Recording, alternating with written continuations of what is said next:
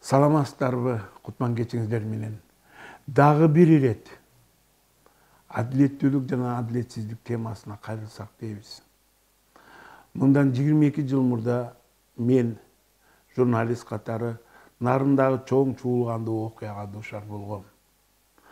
Анда нарындык эл сүйгөн Робин Гуд деп аталган Имангазы Шадиев деген жигитти досу Шадыбек Абсалиев экөөнүн нарындагы уюшкан бандиттер тобу 17 адамдан турган.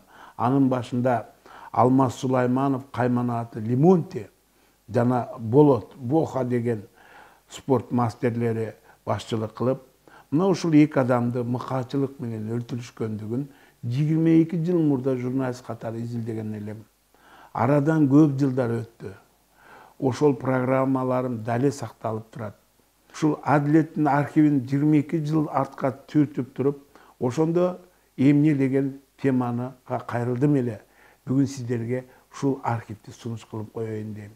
Туп-тура 22 жыл мурда 30 декабрь күнү 2000 жылдагы көрсөтүүлөрдүн жыйынтыгын чыгарып, ошондо жазуучу Мелис Макенбаевди Батырлар эмнеден өлөт деген китеби үчүн адилеттин ардактуу каарманы деп тапкан экенбиз. Ошо жылы Мелис Макенбаев Лимонтинин мыкаачылыгы жөнүндө, Имангазы Шамиевдин адамгерчилиги жөнүндө даңазалаган Батырлар эмнеден өлөт деген китепти жазып бүтүрүп, ошо китептин бет ачарын нарынга барып ошо өткөргөн. Ошо жылы Имашка, Талгаттын атасы Имашка эстелик коюлган.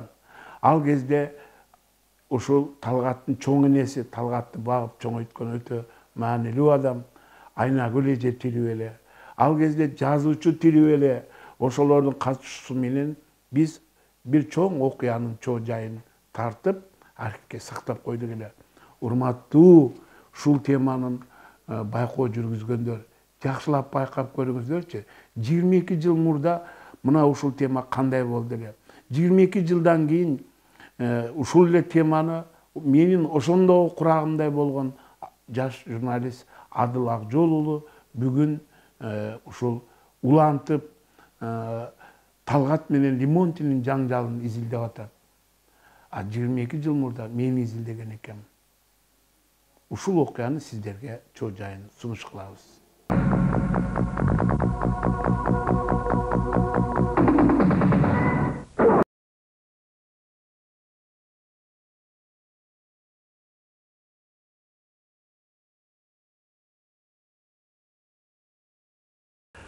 Саламатсыздарбы, кутман кечиңиздер менен. Урматтуу көрөрмандар, бүгүн күнгө 29 декабрь. Саналуу күндөрдөн кийин мына биз 21 кылымды, тагыраак айтканда жаңы жылды тосуп алабыз. Мына ушул жаңы жылды тосуп алуу алдында Адилет укук программасы 2000 жылда көрсөткөн көрсөтүүлөрдүн жыйынтыгын чыгарат. Албетте биз быйылкы жылы канчалаган проблемаларды, канчалаган адамдын укугу кордолгон учурларды, канчалаган адилеттик үчүн күрөшкөн учурларды сиздердин назарыңыздарга сунуш кылдык. Урматтуу көрөрмандар, ошентип 2000 жылдагы адилеттик каармандарынын ысымдарын атайбыз. Жалаң өз турмушунда бейбечаралардын кылмыш дүйнөсүнүн бетин ачкан биздин таланттуу жазуучубуз Мелис Макенбаев өзүнүн 11 романы Батырлар эмнеден өлөт деген китеби үчүн биз 2000 жылы бул адамды адилеттиктин каарманы деп атадык.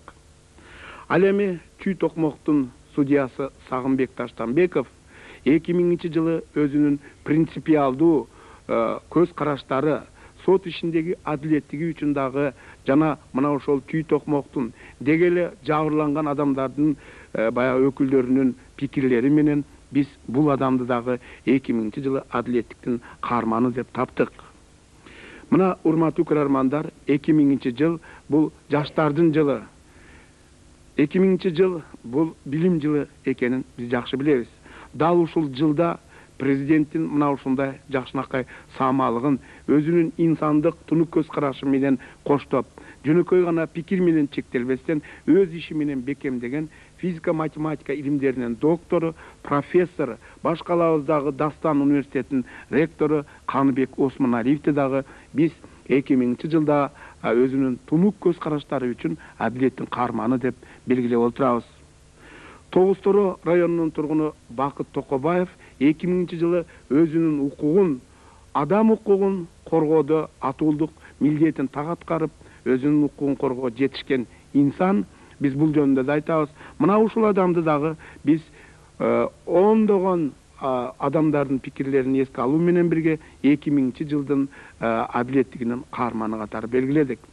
Урматтуу көрөрмандар, мына адилет программасы кимдерди каарман кылабыз дегенде, Жалал-Абад областынын прокуратурасынын ага тергөөчүсү Сүйүнбек Сатыбалдиев жөнүндө дагы, мына Чүйдөн, Оштон, мына Казармандан бир канча пикирлер, телеграммалар, ойлор келип, биз өзүбүздүн мына ушул ишибизде Сүйүнбек Сатыбалдиевди дагы 2000 жылда адилеттин каарманы деп белгиледик.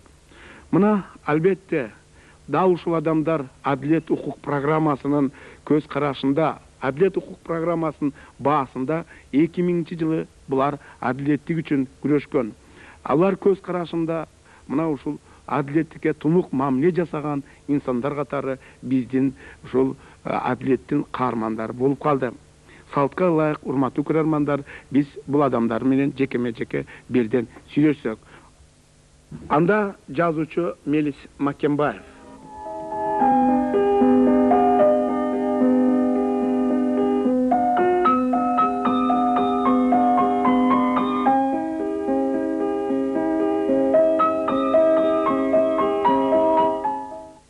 Узатар сурообуз. Сиз жашоодогу адилеттикти кандай түшүнөсүз? Адилеттик деп адам болгон соң ар кимдин өзүнүн канындагы ата бабалардан келаткан бул нук насил деп да түшүнөм. Бир жагынан ошол адамдын өзүнүн дили, экинчи жагынан моюндагы ошо Кудай Таала алдындагы адамдардын алдындагы парыз катары дагы түшүнөм да. Анан эгерде дагы бир жагынан алып карасак, ошонун эле бир варианты, ошол бир идеал катары, тутунган нерсе катары ар бир адамдын өзүнүн нук насилинде болуш керек. Деги эле ушу 11 романыңызда тең жалаң бей бечаралардын турмушун жаздыңыз.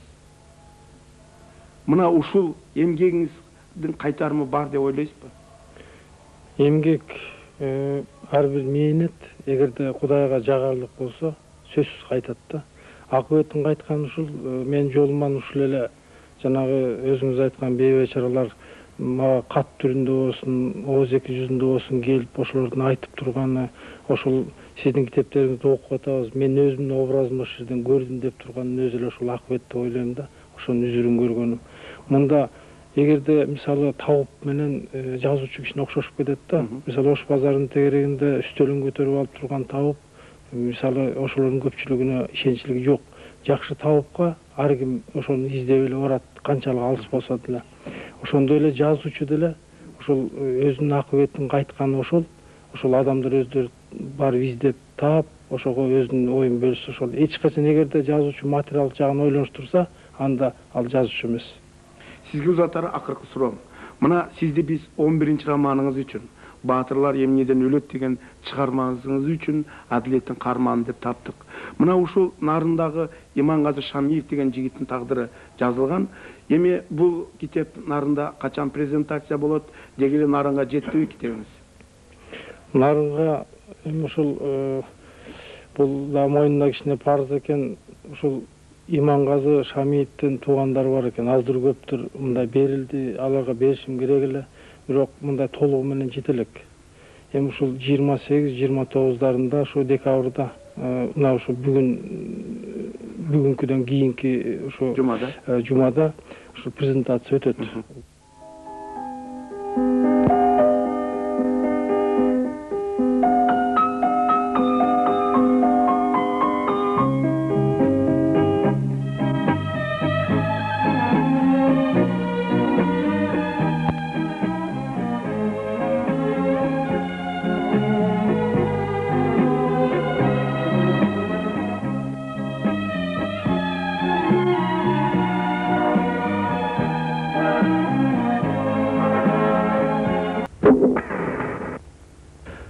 Бул жашоодо адилеттик улана берет.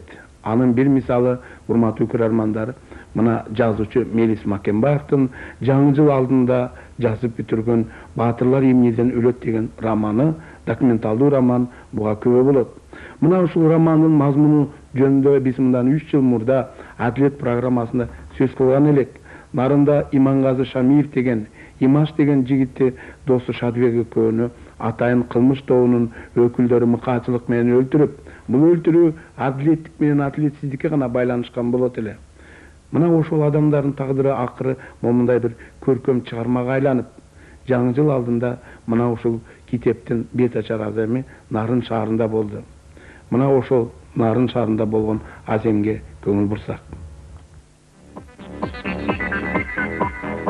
Жаңы жыл алдында, тагыраак айтканда 30 декабрь күнү Нарындагы Муратбек Рыскулов атындагы музыкалык драма театрында белгилүү жазуучу Мелис Макенбаевдин Баатырлар эмнеден өлөт деген романынын бет ачар аземи болду. Роман нарындык атуулардын турмуштук окуяларын чагылдырат. Артисттер романдын айрым үзүндүлөрүн сахналаштырып, анын башкы каарманы Имаштын монологу менен китептин бет ачар аземин башташты. Токтоңлар, сөзүңдү кылач, укулач, иттегилер. Капай кылган өчүлөр болсо мына менден алыңлар. Менден алыңлар. Токтоңлар. Ey Şadыбек амандан сыйлачы. Байкуштун чиедей балдарын сүрөт калтыратса, калтыргылачы.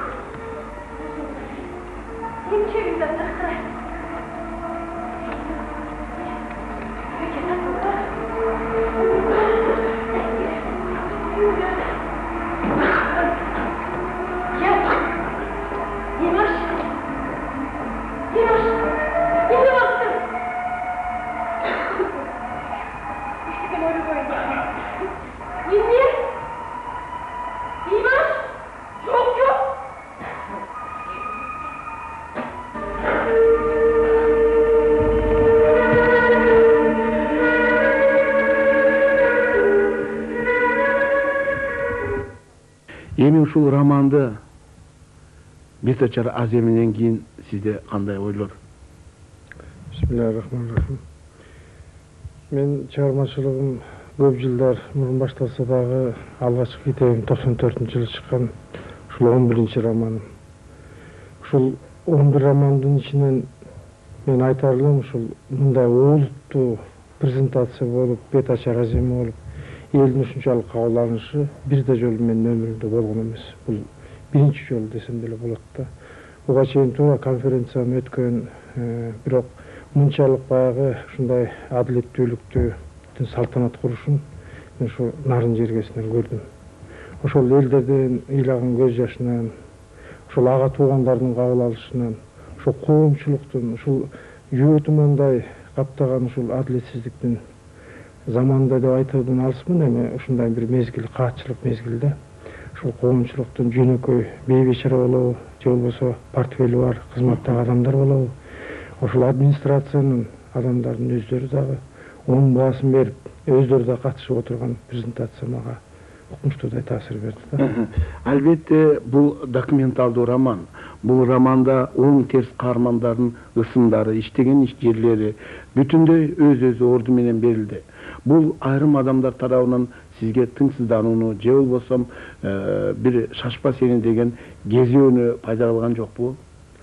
Мен аны ойлогон жокмун, бирок адамдар кээ бир учурда жакын адамдар деле ошол бир ойду айтышты да.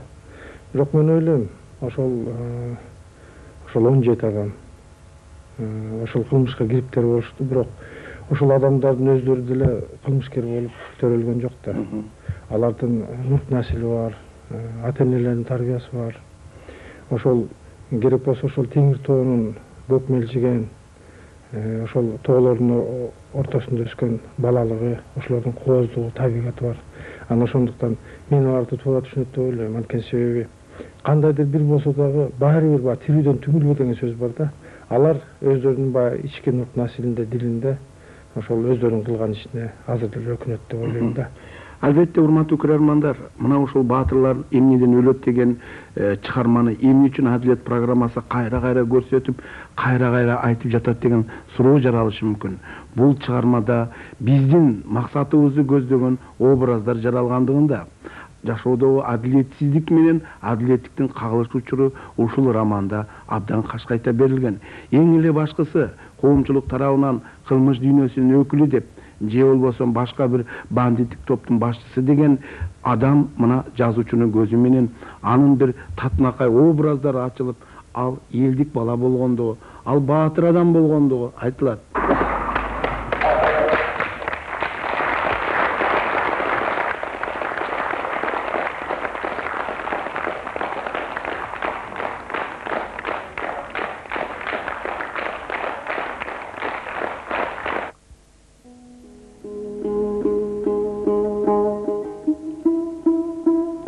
Бул кечте жазуучу Мелис Макембаевга нарындын эли чексиз ыраазычылыктарын айтышты. Ага арнап сый-урматын да көрсөтүштү. Жазуучунун адилеттиктен жазбай, эл күткөн, эл эңсеген документалдуу романды жазганына 1000 мертебе ыраазычылыктарын билдиришти.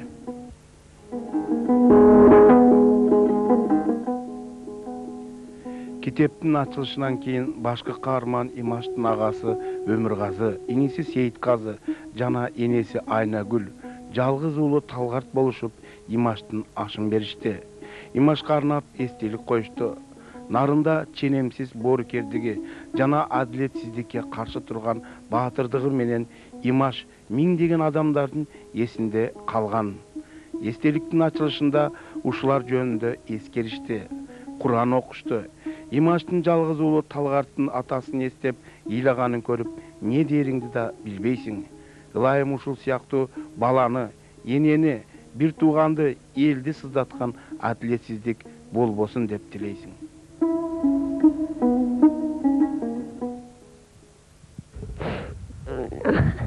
Имаштан өлгөн жок дейм.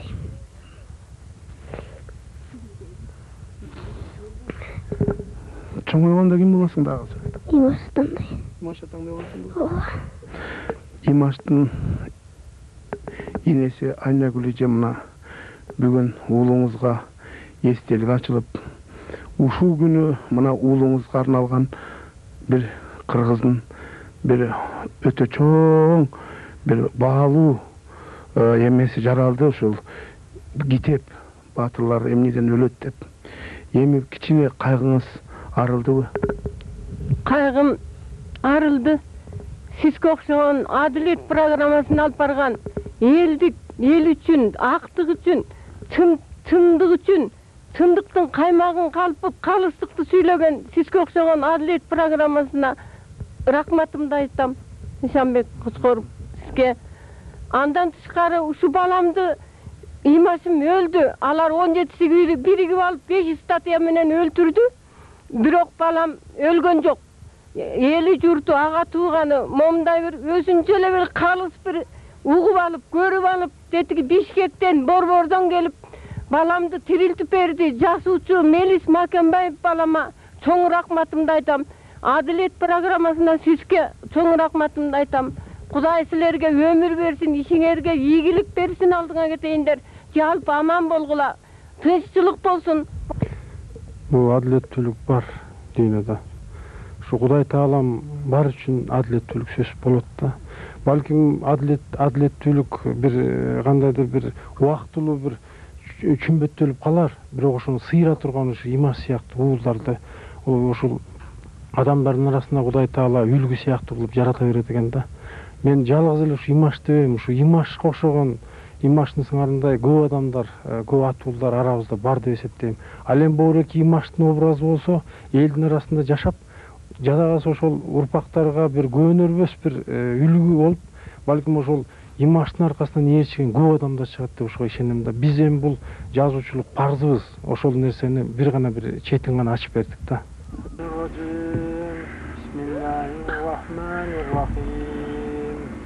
Elhamdülillahi Rabbil Alemin, Rahmanirrahim, Maliki Yevmiddin. İyyâke na'budu ve iyyâke nesta'in, ihdinas sıratal müstakîm. Sıratal lezîne en'amte aleyhim gayril mağdûb.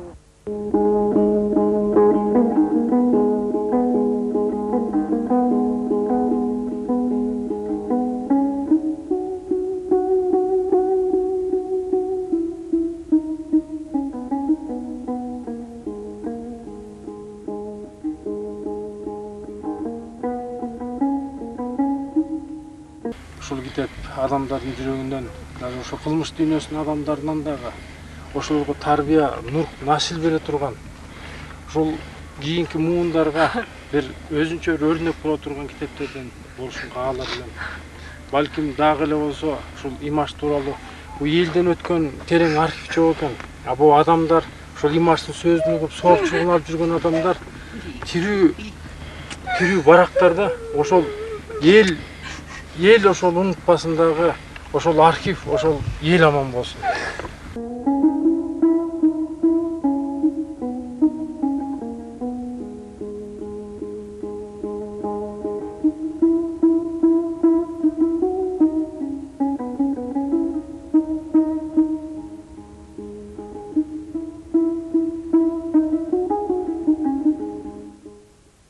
Ушул баатырлар эмнеден өлөт деген аттын өзү кандайдыр бир сериалды чакырган сыяктуу да. Бул негизи сериалдын башталышы. Адамдардын арасында ушул өзүнүн баатырдыгы менен таанылган, билинбеген баатырлар көп. Ошонун бири ушул Имаш болчу. Экинчиси мен мурун пландаштырып койдум эле. Ушул баатырлар эмнеден өлөт деген ат менен экинчи китеп ушул Байыш тууралуу болмокчу да. Бул өзүңүздөр билесиздер, Ош окуясында эки улуттун ортосунда кагылышууда ошол пендечилик кагылышы десек болот. Ошондо Байыш деген жигит чыгып өзүнүн элин коргогон. Балким пендечилик менен ошо капшапка түшүп бир адамдардын канына заман болгондур. Бирок ошол нерсе, ошол окуя, ошол тарыхый ошол факттын өзү дагы түрткү болгондур. Ошонун баарын адамдар качып берүү.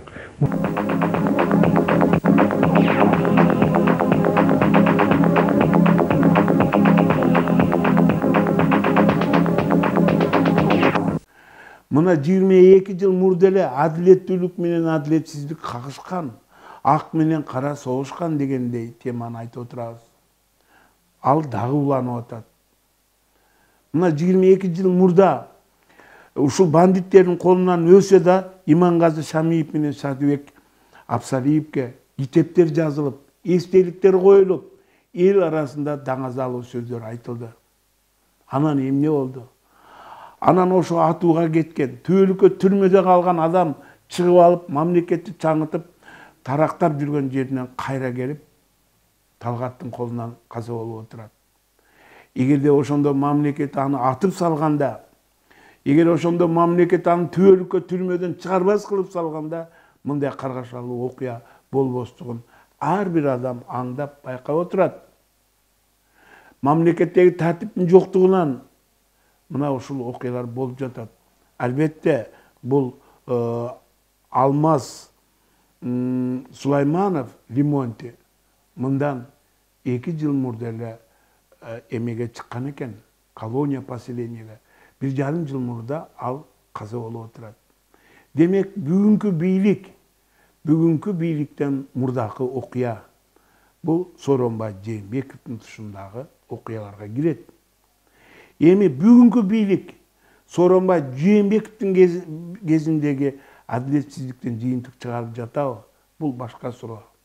Мына бир эле сутканын ичинде 150 000 адамдар көрүп, 10 000 деген адамдар комментария, лайк басып, комментария жазып атса, ушул темага бүгүнкү бийлик көңүл буруп жатабы? Бул дагы алдыдагы маселе. А биз жалпы эл журтту 22 жыл мурда кандай болгондугун эсине салып, адилеттин ошондогу бир көзөтүн сиздерге сунуш кылдык. Бул теманы биз дагы кийинки көрсөтүүлөрдө сөздү улайбыз. Ага чейин баарыбыз адилеттүүлүк менен бир бололу. Мына ак жеңсин, кара жеңилсин, жашоодо адилеттүүлүк салтанат курсун деген дем менен жашап туралы. Ар бир окуяга көңүл бөлөлү. Талгаттын тагдыры ар бир кыргыздын тагдыры экенин да унутпайлы туугандар. Ошон үчүн биз мына ушул окуяларга ой бөлүшүп, ага карата болгон мамилебизди дайыма билдирип туралы. Чындык, адилеттүүлүк мына ошондой пикирлер менен гана узарат.